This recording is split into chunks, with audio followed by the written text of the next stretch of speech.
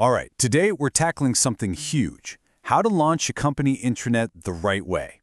And let me tell you, it's about so much more than just flipping on a new piece of software. We're talking about building a real digital community right from the get-go. Okay, let's just get right to it. The big fear, right? The one that probably keeps you up at night. You've poured all this time and energy into building this amazing new intranet. But what if nobody uses it? What if on launch day it's just crickets? A total digital ghost town. And the stakes here are really, really high. We're not talking about some small weekend project.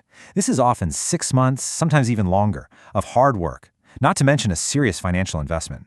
And if that launch doesn't stick, all of that could go right down the drain. So really, you're at a fork in the road.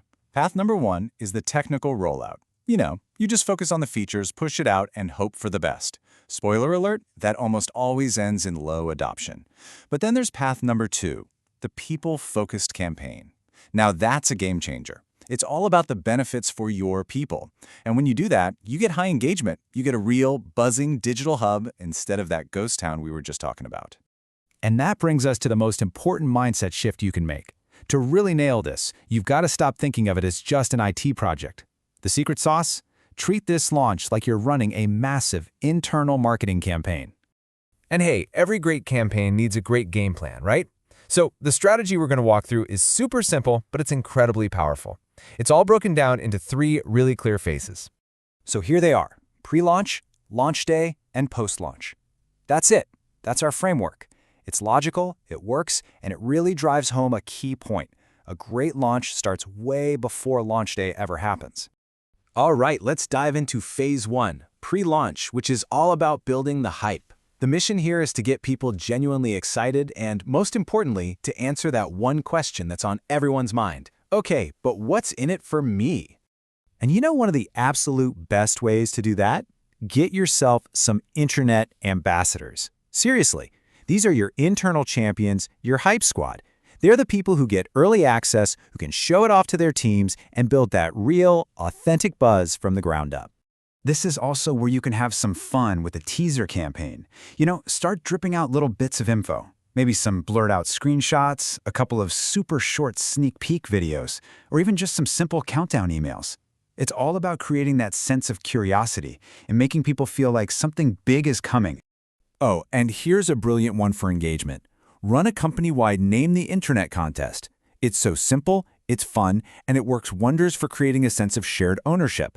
I mean, if you help name the thing, you're going to be way more invested in seeing it succeed, right? Okay, so you've built all this amazing hype. Now it's time for the big day. Phase 2, launch day. This is where the rubber meets the road. The goal is to get people exploring immediately and to start building those new habits right away. So, the big question is, how do you convert all that excitement into actual clicks?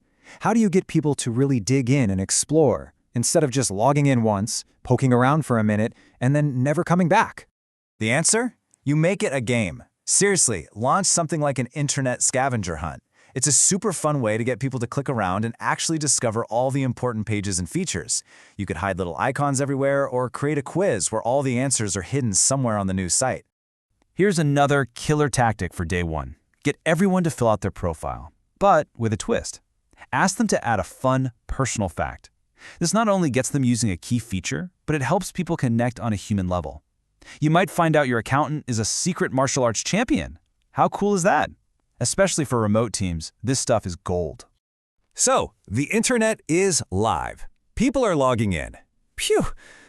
But, and this is a big but, the job is not done. Not by a long shot. This brings us to our final and maybe most critical phase, post-launch. This is all about sustaining that energy and making sure this thing actually sticks for the long haul. And look, post-launch engagement isn't a one-and-done thing. It's a process. Think about it like this. In that first month, you're all about gathering feedback, surveys, polls, you name it. Then in month 2, you start celebrating your super users, the people who are really crushing it. And by month 3, you're sharing success stories, showcasing how a team used the intranet to get a big win. It's this awesome cycle of feedback, recognition, and reinforcement.